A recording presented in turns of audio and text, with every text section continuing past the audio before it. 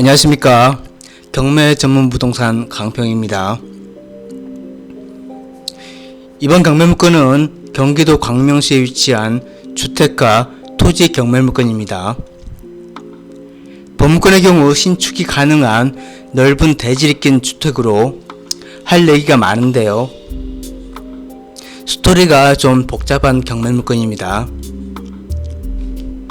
본물건의 경우 사건번호 2024-60899이며 감정가는 50억 9,300만원으로 1회 유찰되어 39억 1,526만원에 2차 기일이 잡혀있는 현황입니다. 영상에서 보시다시피 전원주택처럼 멋들어지게 지어진 구축주택인데요. 현재는 공가인 상태이며 대지의 경우 총 291평으로 작은 건물 평수를 보면 나대지라고도 볼 수 있습니다. 물론 신축이 가능할 것으로 보입니다. 본물건의 경우 위에서 말씀드렸듯이 히스토리가 있는 경매물건인데요. 뒷부분에서 말씀드릴 예정이며 신축이 어떤 형태로 가능할지도 말씀드릴 테니 영상 끝까지 시청해 주시고요. 이러한 본물건의 영상 좀 더 확인해 보시겠습니다.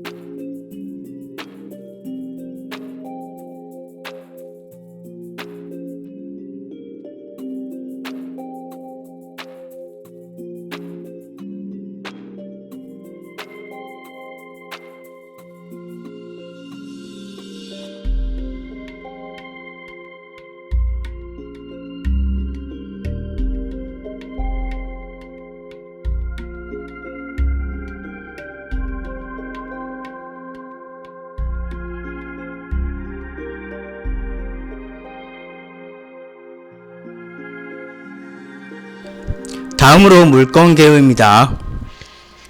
사건번호 2024-60899 경기도 광명시에 위치한 경매물건으로 토지면적 291평이며 건물 연면적 97.58평입니다. 감정가는 55억 9,300만원으로 1회 유찰되어 2차 최저가 39억 1,526만원에 2차 기일이 잡혀있는 현황입니다. 감정평가액은 토지의 경우 54억 6,200만원이며 건물의 경우 적산가액으로 1억 3천만원에 잡혀있는 현황입니다. 건물의 경우 35년 이상 된 구축 건물로 대부분이 감가되어 관철 감가와 병행한 가액이며 토지의 경우 공시지가 기준가액과 비준가액을 혼합한 가액으로 본물건의 경우 대부분이 토지가액임을 확인할 수 있었는데요. 291평의 대지 면적을 무슨 용도로 사용할 수 있을지 궁금한데요. 전원주택 마당이나 텃밭 용도로 사용하는 게 옳은 일인지 후반부에 좀 더 확인해 보도록 하겠습니다. 다음으로 입지 분석입니다.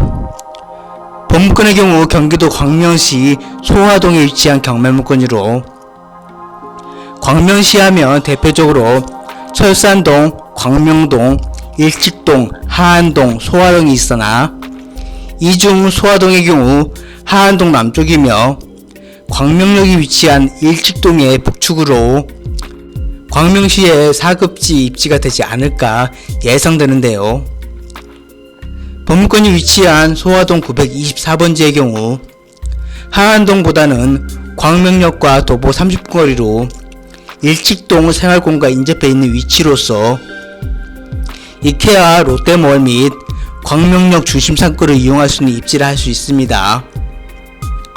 세부 입지의 경우 본권 북측으로는 광명 구름산지구 도시개발구역이 인접해 있어 한참 공사 중인 현황이며 본권 동쪽 도로를 따라 일반 상업지역에 접해 있으며 도로를 건너는 5분 거리에 초등학교가 위치해 있는 위치입니다.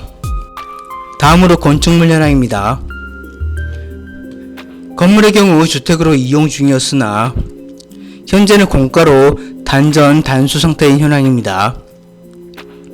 본 건물의 경우 지하 1층부터 지상 2층까지 주택 용도인데요.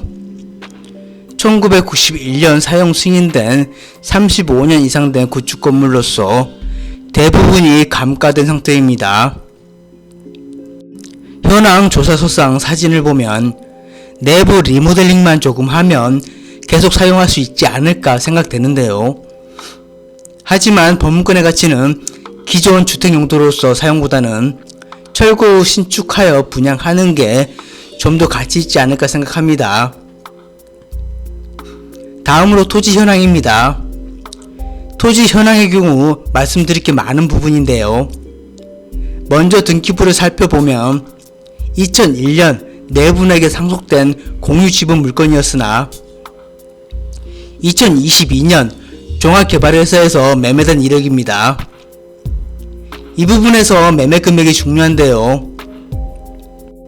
개발회사에서 주변 토지 시세보다 훨씬 높은 금액인 80억에 매수한 것으로 보아 개발 후 분양 목적으로 매수한 것으로 추정되며 매매가 80억은 개발 후 가치를 감안한 개발 이익이 증가된 매매 금액으로 추정되는 현황입니다.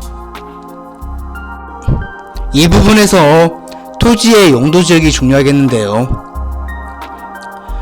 지적도를 보면 일반 상업지역과 2종 일반 주거지역이 중복된 지역으로 행위 제한이 이 토지의 가치를 결정하는 중요한 요소일 수 있습니다.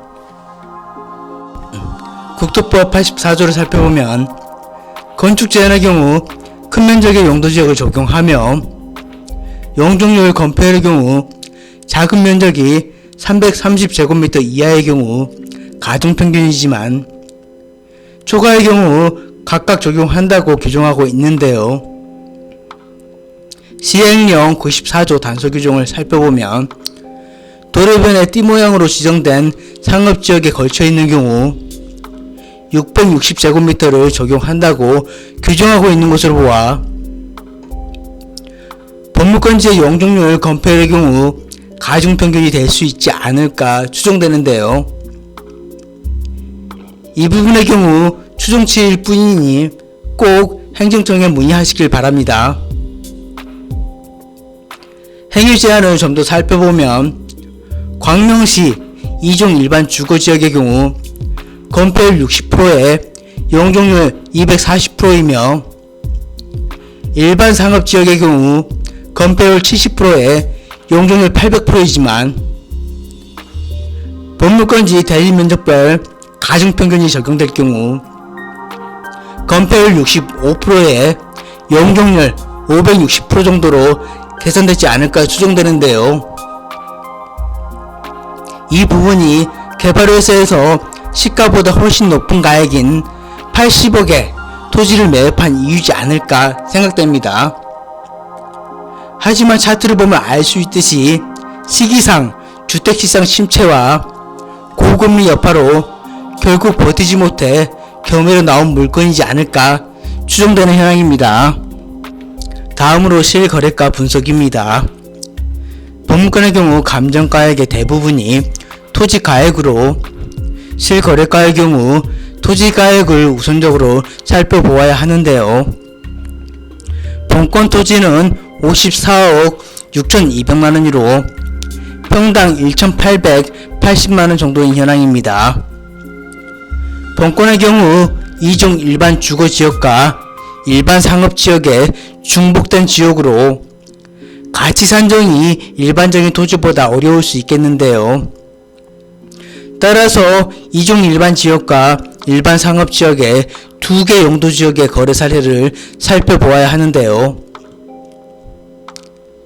각 용도지역 토지만 거래 사례가 없는 관계로 2종 일반 주거지역과 일반 상업지역의 토지 건물 복합 거래 사례를 살펴보았습니다. 일단 본건 과거 80억 거래 사례는 특수 상황이 결부된 본건 사례로 배제하였으며, 본건 남서측의 2종 일반 주거지역의 다가구 거래 사례의 경우 건물가액을 자감하면 토지평당 1,300 정도인 현황입니다. 상업지역의 경우 본권 남동측 대로변 각지 근생 건물 거래 사례를 살펴보았을 때 건물가액을 자감하면 약 토지평당 3천만원 현황으로 추정해볼 수 있었습니다. 하지만 사례의 경우 각지 대로변 거래 사례로 좀 더 보정해야 할 필요성이 있으며, 보정 후 2개의 거래 금액을 비례적으로 토지 가액을 추정해보면 토지평당 1,800만원에서 1,900만원 사이로 나타나지 않을까 추정되는데요. 이러한 현황으로 보면 본 경매문건의 감정평가 가액이 합리적인 것으로 추정되는 현황입니다.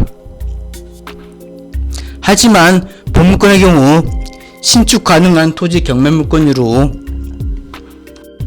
단순히 거래 사례에 의한 가치평가가 아닌 준공가치로 살펴보아야 할 필요성이 있는데요. 개발회사에서 80억에 매수한 이유가 그 이유이지 않을까 싶습니다.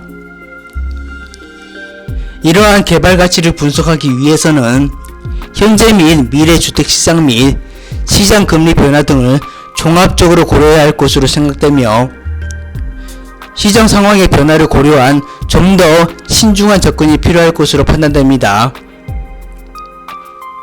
이상으로 물건 분석을 마치며 경매 및 공매에 관심 있으신 분들은 경매 전문 부동산인 강평부동산에 의뢰해 주시면 권리분석, 가치분석, 입자들의 명도 컨설팅까지 한 번에 진행 도움드립니다. 감사합니다.